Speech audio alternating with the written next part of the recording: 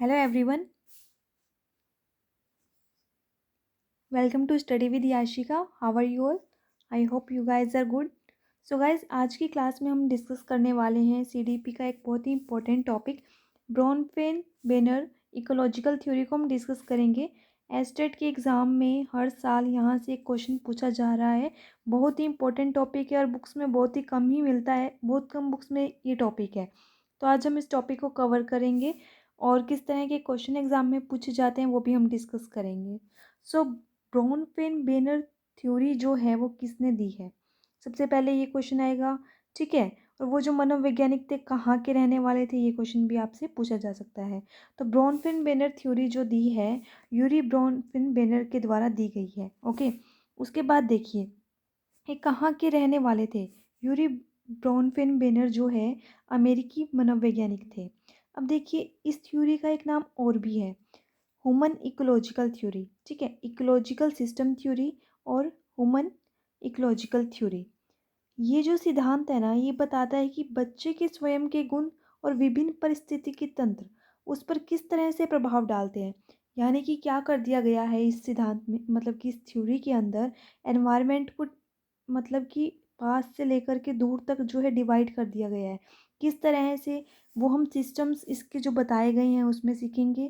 ब्रॉनफेन banner ने जो system दिए हैं वो कौन कौन से दिए हैं इकोलॉजिकल सिस्टम थ्योरी के अंदर, वो हम डिस्कस कर रहे हैं। माइक्रो सिस्टम जो सबसे पहला सिस्टम है माइक्रो सिस्टम। उसके बाद बच्चे के लिए जो सिस्टम बताया गया है वो है मेसो सिस्टम। उसके बाद है macro system and then chrono system.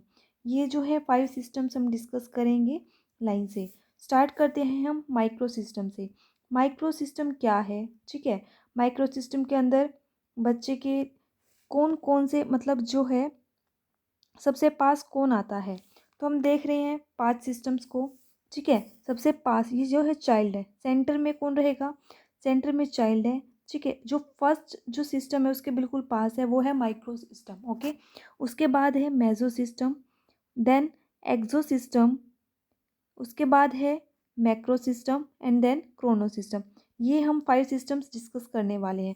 सबसे पहले माइक्रो सिस्टम को हम डिस्कस कर लेंगे।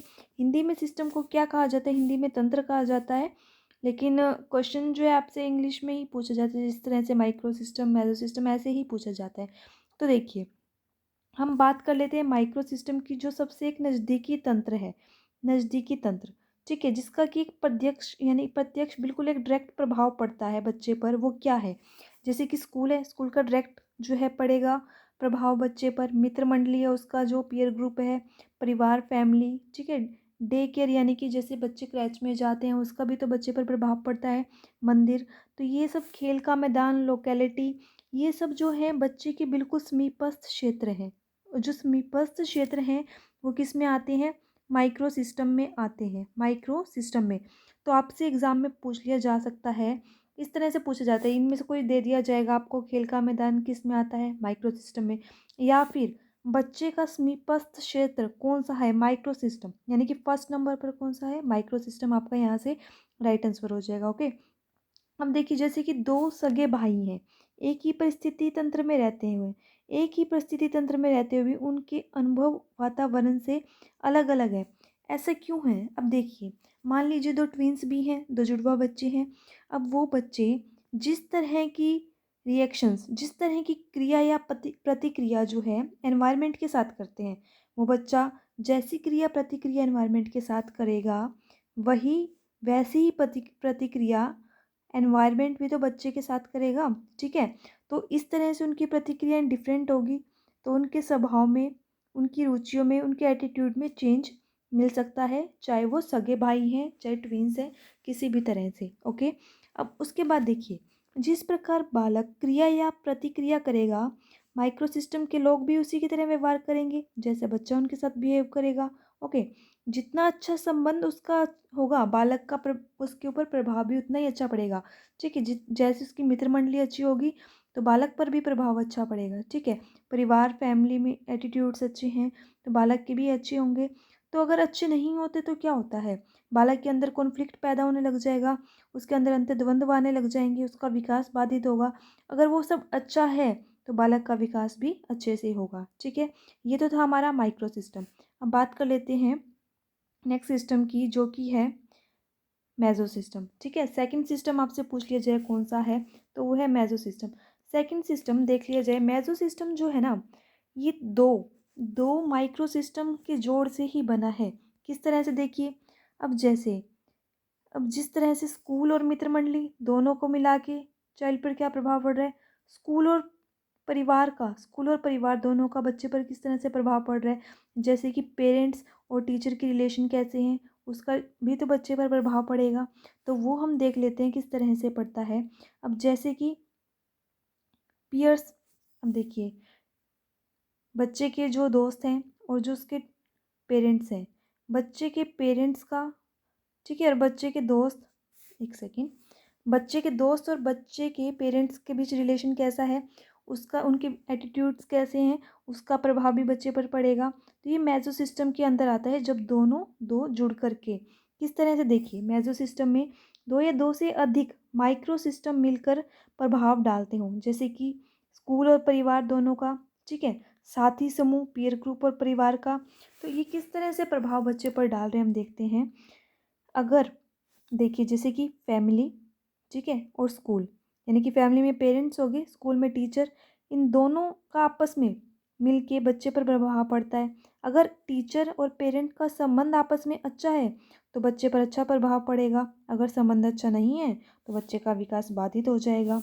ठीक है, तो ये क्या है, मेसो सिस्टम, जो दो माइक्रो सिस्टम से मिलकर के बना है।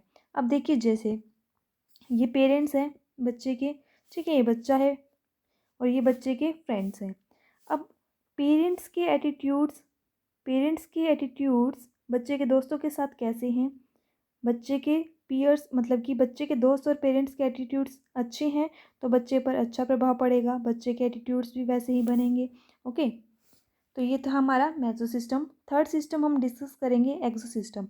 एक्सो सिस्टम जो है ना, एक बाहरी तंत्र है। बाहरी तंत्र यानी कि जिसका बच्चे के ऊपर डायरेक्ट प्रभाव नहीं पड़ता, लेकिन कहीं ना कहीं बच्चे पर उसका प्रभाव जरूर पड़ता है। डायरेक्ट तो नहीं पड़ता लेकिन इनडायरेक्टली, अप्रत्यक्ष प्रभाव पड़ता है। ठीक है, अब जैसे माइक्रो सिस्टम था, माइक्रो सिस्टम का तो बच्चे से सीधा संबंध था, लेकिन एक्सो सिस्टम का बच्चे के साथ सीधा संबंध नहीं है। ठीक है, अब एक्सो सिस्टम में क्या क्या आते हैं, जैसे कि दूर के रिश्तेदार आ गए, ठीक है, माता पिता का कार्यस्थल यानी कि जहाँ वो वर्क करते हैं, ऑफिस, दूर का पड़ोस, ठीक है, मीडिया, जैसे पिता की पदोन्नति हो और बच्चे का जीवन स्तर सुधरेगा, यानी कि देख लीजिए अगर बच्चे के फादर हैं, उनका प्रमोशन हो रहा है, अच्छे लेवल पर पहुंच रहे हैं, तो बच्चे को उनकी सैलरी बढ़ रही है, ठीक है, तो बच्चे को भी अच्छे स्कूल में पढ़ाएंगे, बच्चों को अच्छा एनवायरनमेंट देंगे, तो इनडायरेक्टली बच्चे पर भी तो उसका प्रभाव पड़ रहा है।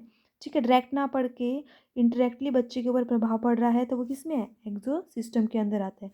दूर के रिश्तेदार हैं, दूर का आस पड़ोस है, ठीक है, मीडिया है, ये सब किस में आते हैं, मतलब कि पेरेंट्स का जो कार्यस्थल है, ये सब किस में आते हैं, एक्सो सिस्टम के अंदर आते हैं। और एक्सो सिस्टम हमारा कौन सा है, थर्ड नंबर पर आता है। ठीक है, फर्स्ट नंबर पर आ गया हमारा माइक्रो, सेकंड नंबर पर मैक्रो, थर्ड नंबर पर एक्सो, और उसके बाद क्या आता है देखते हैं हम। फोर्थ नंबर पर हमारा आ जाता है मैक्रो सिस्टम, यानी कि एक वृहत तंत्र है, सबसे बड़ा जो है मैक्रो सिस्टम, सबसे बड़ा, और जो सबसे लास्ट में दूर का तंत्र जो है वो है मैक्रो सिस्टम। ठीक है, अब मैक्रो सिस्टम में क्या क्या आ जाता है, मैक्रो सिस्टम में उसके लाइफ स्टाइल आ जाते हैं, बिलीव्स आ जाते हैं, वैल्यूज़ आ जाती हैं। ठीक है, वैल्यूज़ आ जाती हैं। अब देखिए ये दूर का तंत्र है, ये बालक के सामाजिक और सांस्कृतिक परिवेश से संबंधित है, कल्चर से संबंधित है, सोशल से, सामाजिक सांस्कृतिक परिवेश से संबंधित है, सामाजिक और सांस्कृतिक नियमों से संबंधित है, नैतिक, धार्मिक मूल्य, विश्वास, आदर्श, रीति रिवाज, राजनीतिक, यानी कि जो दूर से, बिल्कुल दूर से जो प्रभाव पड़ता है ना बच्चे पर, वो मैक्रो सिस्टम के अंदर आता है। ठीक है, जैसे कि कल्चर का, मोरल बिलीव्स कैसे हैं, एटीट्यूड कैसा रहता है इसमें, ठीक है, वैल्यूज़ का, तो ये मैक्रो सिस्टम में आती है। एस्टेट में क्वेश्चन आया भी था, वैल्यूज़ जो हैं कौन से सिस्टम में हैं, तो वो किस में है, मैक्रो सिस्टम।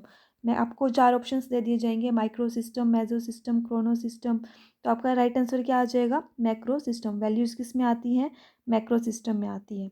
ओके, उसके बाद देखिए क्रोनो सिस्टम। क्रोनो सिस्टम जो है, क्रोनो सिस्टम क्या है, ये तो देखिए 4 सिस्टम थे लाइन से लगातार, ठीक है। उसके बाद क्रोनो सिस्टम देखिए इस तरह से नीचे 3D टाइप है। अब जो क्रोनो सिस्टम है वो टाइम के साथ साथ चलता है। ये मतलब कि बाकी सारे सिस्टम्स चल रहे हैं तो ये भी टाइम के साथ चलता जा रहा है, समय के साथ साथ, समय से संबंधित है। किस तरह के बदलाव बच्चे में आते हैं, जो बदलाव बच्चे में आएंगे, ठीक है, उस जैसे जैसे बदलाव आएंगे उसका विचार चेंज होंगे, एटीट्यूड्स चेंज होंगे, बिलीव्स चेंज होते जाएंगे, तो वो सब किस में आता है, क्रोनो सिस्टम में आता है। तो हमने अब क्या डिस्कस कर लिया, ब्रोनफेन-बेनर्स के इकोलॉजिकल थ्योरी को, जिसके अंदर 5 जो है हमने सिस्टम डिस्कस करे हैं। माइक्रो सिस्टम डिस्कस किया है, ठीक है। सबसे पहले माइक्रो सिस्टम हमने डिस्कस किया है, उसके बाद meso system, exo system, macro system and chrono system, ये 5 सिस्टम्स हमने डिस्कस कर लिए हैं। सो गाइज़, अगर आपको वीडियो अच्छा लगा हो तो वीडियो को लाइक ज़रूर कीजिएगा, शेयर कीजिएगा, और अगर अभी तक आप चैनल पर नए हैं, चैनल को सब्सक्राइब ज़रूर कर लें और बेल आइकन जो है उसको प्रेस कर लें, जिससे आपको वीडियो का नोटिफिकेशन ईजिली मिलता रहे। सो गाइज़, मिलेंगे इसी के साथ नेक्स्ट वीडियो में, और नेक्स्ट वीडियो में हम कवर करने वाले हैं प्रीवियस ईयर पेपर को भी हम डिस्कस करेंगे। So this side Yashika signing off, take a very good care of yourself, thank you so much, bye bye.